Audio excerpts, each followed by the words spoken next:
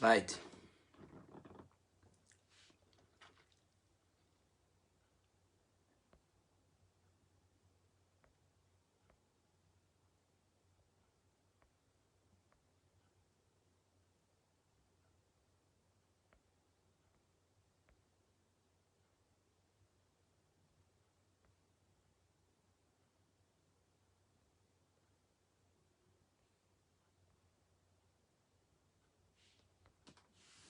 So,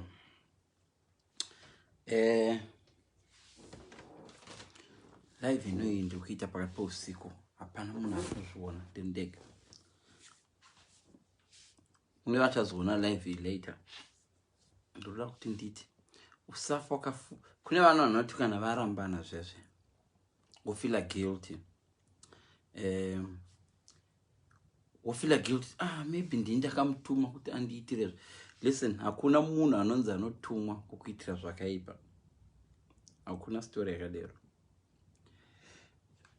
Kune vanhu vakawanda vanoti kana vakaitikirwa nezvimwe zvinhu mumarelationship kana even relationship yakuti munhu yaive right, maybe ndini ndakamukonzeresa. No.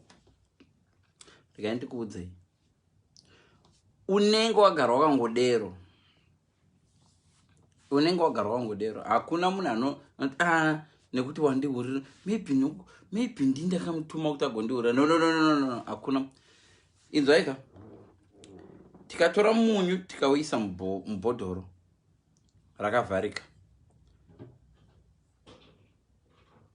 Hauchinji. Munyu hauchinji. Ukatora munyu ukaupfigira even muchivaseline. Ukatora munyu ukaisa hauchinji. Vanhu vanongoti ivaseline ukanoizadza zvinhu zvakadai zvizere munyu. Vanhu vanenge vachiti tengai vaseline, vanotoda vaseline unachitenga munyu. Vachingoti vaseline. But munyu uri mukati unongoramba uri munyu. Iwo ukaona uchiti waiswa omu wochinja woita vaseline. Wagara uri vaseline shamwari. Murunza point yangu. Ndonga munzwisisa. Kune vachazoona live ndaita pakati pousiku. Tisaita madisturbance. Handisi kuziva kuti akawacha wanu indiani. But don't worry. Ndiri kuishare ndoizoishare kuYouTube. So ndikuita live ndiri one. Uri kuita zvinhu zvauri kuita izvozvo.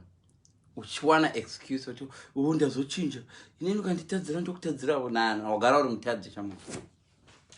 Munyu hauchinje. Kumusha kauda kuona chinhu chakajaidzwa munyu. Unoziva kuti kumusha unogona kuona chinhu chakanzi Nivea mukitchen. Kuona yakanzi Nivea men mukitchen. Usarasa. Sheka kazhinji mune munyu. Zvimwe zvigubhu zviri so dangerous, zvimishongo yemombe or something. Vanhu vanoisa munyu. Munyu unoiswa pakawandisa. Ukaenda kumusha so kumaruzevha unoona kumunyu wakaiswa umu. But munyu haumbochinje. Hauchinje nokuti waiswa mugaba rejemu. Gaba plastic. Munyu kumusha kana pane chinhu chakadheregwa munyu. Munyu hauchinje. Nokuti waiswa mugaba. Iwo unoti kwanza ndakazomuurira because indasina chihure, pandakazomuurira because anga andiurira. Wakagara uchingoriwo hure zvako. Iyi inongori excuse zvayo. Ndakamuurira nokuti akandiurira. And listen, vanhu vazhinji vamunenge muna vanenge vagara vane ma-app achona. Zvafana nevolcano inouya yoti ndazoputika because mamanya yako vadzimu vanga vati volcano tinozviziva kuti unenge uchikwata pazasi apo. Pamusoro apo pakamera miti but tozviziva kuti after a couple of years uchakwata iwo. Uchakwata pazasi apo.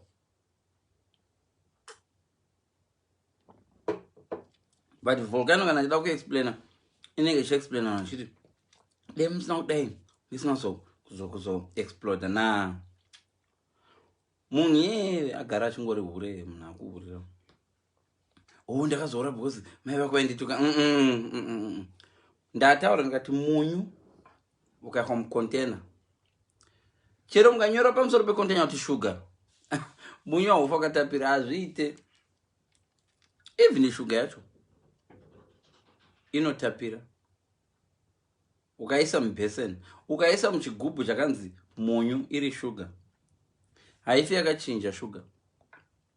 Asi vanhu tisi tochinja. Unoziva kuti ukandisiya izvozvi ndine varungu nondoenda kuti you know what I'm saying, you know what I'm saying. Hatikwanisi kuita semunyu. Unogona siya mwana wako ari normal achitaura shona papanapo wodzoka 4 years later hapachina mwana wako kupenda bvudzi adii ndo zvakaita munhu. But let me tell you, munhu iye akuitira zvitadzo zvari kutaura izvi akangogara ari mutadzo. Uzambofundisirwa nekunzi ndiwe wakazomumanikidza no. Kune vanhu ane magood characters vatinoona anohurigwa anongogara mumarriage. Kunoti naiwe uhuriwo zvori musikana akanaka naiwe. It's okay, God is in control. Naiwe kuchiuravo unoita songo chati koiwe chiuravo andiona. So ndaenda kutaura kuti hapana chinhu chinonzi chachinjwa nemunhu. Vanhu tofanirwa kunge tiri munyu. Ndosa Jesu akaisa mufananidzo kuti muri munyu wenyika. Vaiziva kuti munyu hauchinja. Munyu unouya even musea unongoramba. Munyu hautanguri nzimbe kazvoita shuga izvo. Shuga yanzo handeti mbonotora ipwa tichinje tite shuga. No. Munyu. Ukarona riri dombo unenge uchingori munyu. Ukarinanzva riri dombo remunyu. Ukarwana rakakuyiwa huri hupfu munyu. That's why vanhu vanoisa mupowira vafariri munyu. That's why nganga dzichikudza kuti kana uchida kuti munyu usashanda tora munyu wemagada usase pamusha pako varoya vafambi kudidi munyu. Because munyu uri strong. Munyu wakasiyana nemunyu. Munyu unobvisa kana snow muroad. Kuno kwanoshandisa munyu. Kana pasi pakazara snow mota dzichitsvedza vanodira munyu. Uona snow ichinyongodika so Mwari Jesu akati you're the salt of the earth. Yeah. Vanhu vasinganzwisisi aspect yaitaurwa kuti munyu hauchinji. Hanzi unenge wadurungunda wazodii handizve zvangu zvavaitaura pati munyu hauchinje state yawo necontainer yawaisa. Isusu vanhu tisinochinja. Munhu akangonopinda ZCC yadova muZCC atochinja nebevi no munyu haudero. So imi vanhu vanozoti mukadzi iye anenge azokuhurira later anenge agara ari hure apechura unaye zvakakangoisuppressa. Ndo majority vakasuppresswa nemarriage chete. Marriage inosuppress kungotsimbirira. Wambona form rubber ukaigara unoitsimbirira so unofunga kuti begi ugodovhara suitcase. Wapedza vhara suitcase yobhara zvimba kudai suti because wanga wakaitsimbirira. Ndo zvakaita mamwe relationship amunawo. Iwo ukanoda kungoziva ukangoona mukadzi wako asingachakuvhunzi zvaimbokuvhunza kati mukadzi wako asingachakendenge bhozi mazuva ekutanga ukamona ndobvunza mamuripi munodzoka nguvai tete handizvifarira zvokuti munooneka kuya kumba but ukamona asingachavhunzi kuona mukadzi wako asingachakuvhunzi usamirira kumubata nokuti mukadzi anokuda abatwe. Ariko mukadzi anokuhurira a little bit achiri kuda nezvako asachikuhurira. Ukono umubata achakuri unoziva kuti vakadzi ndikudza vakadzi vasipo. Mukadzi kuona kutozomubata achihura atodecide ega ava careless. She doesn't care anymore. Otherwise vakadzi boys vakadzi vanohura especially vaya vanombotanga vachinyengerera vachitaura this kuona vati zii zvadoipa. Chosen daughter mhoro ndaita live pakati peusiku ndongozofuma ndakaishare ndoenda nayo kuYouTube pasina vanhu vakawanda but wasvika nguva iri right ndatini munyu unoiswa hauchinji woita vaseline. Munyu ukaiswa unongoramba uri munyu. Chero kanyora pamusoro pa sugar. Even ukaukuya munyu ukafanana nesugar hauchinje taste nokuti wanzi sugar. But munhu unomunzwa achitanzi ndandiri munhu kwaye inini ndandiri munhu kwaye inini murume wangu ndiyakandihurira ndakati no wangogara une chihure. Nokuti hapana pakanyorwa kuti kana munhu akahura muhurirewo. Saka usafila guilt pepe paunozoramba kuti asi ndini ndakatuma murume wangu kundihurira. No hauna wakangomwana ari hure. Don't feel guilty. In fact, unotofanga kuti celebrate wakurumidza kuzvibata kabudamo. Don't feel guilty. So ngatizivei nyaya yandataura munhu ndiye anochinja. Munhu kamusiya, ndataura ngati munhu kamusiya kuAmerica right now, pane kamwe kakutaura kandakutoita. You know what I'm saying? Do you care? Ndakutoita senge chimuscottish. Ndikuita chimuscottish chei, chimuscottish chei. Indi chibazvishavani. Ndozvino munyu hauchinje. Munyu ukauisa even mvura yakaita blue, uchiti mvura iri, yei mvura iyo indawo inanzvoni. Kana ine munyu chete mvura musiye. No matter how transparent looks. Mvura iyo haina color iyo. Na haichinje color. Munyu hauchinje. But do uchinje sina respect ichocho kumusha.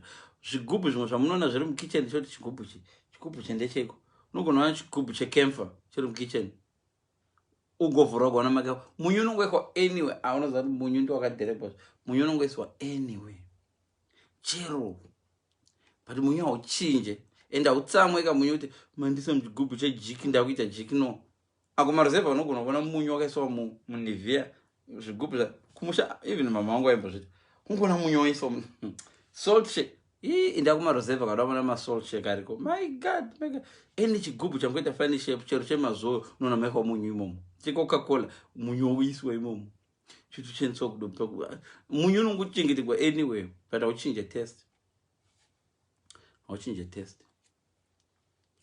So, enda utsamweka ukanyora kuti salt, ukanyora kuti sugar, munyu hauti okay ndakufuma ndiri sugar munyu unongoramba munyu wakaiswa muchigubhu ichocho.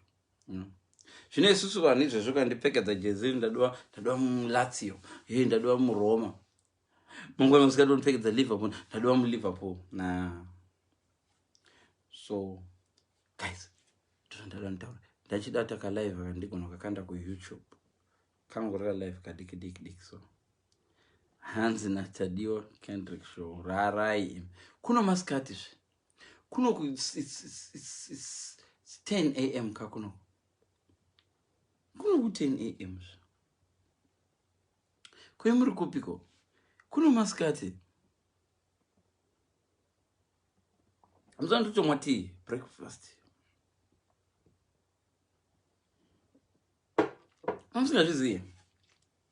So thank you so much guys. And pana papa so pandeta my live ka. My live ndeta ku account yakanzi Hendilion Chifidzo ye. Pana pandika mukona ndo yapana pandaka block ko.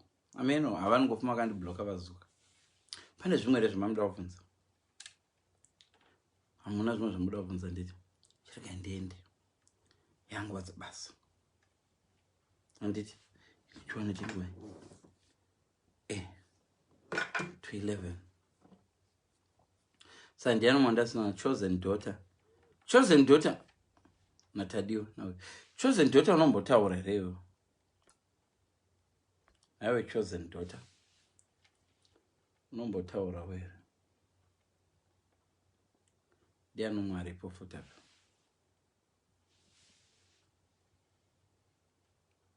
Asende kumanigira mukandire mfana wenyu mbija.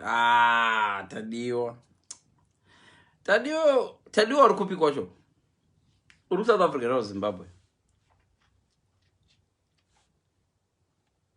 Yeah, azo tape, chosen daughter a tape. Ko chosen daughter uri kupi? Imbondudza kwa muri vani mimi. Because kwa muri usikana muri ku England usiku kwa ku England usiku ndozviziva. Kuno kumakuseni. And of course, chosen daughter is first time ndakona kutype. Unombo muri ku page here mani mimi. Kadi munongogara panapa. Because ndoitira my live ku page ka.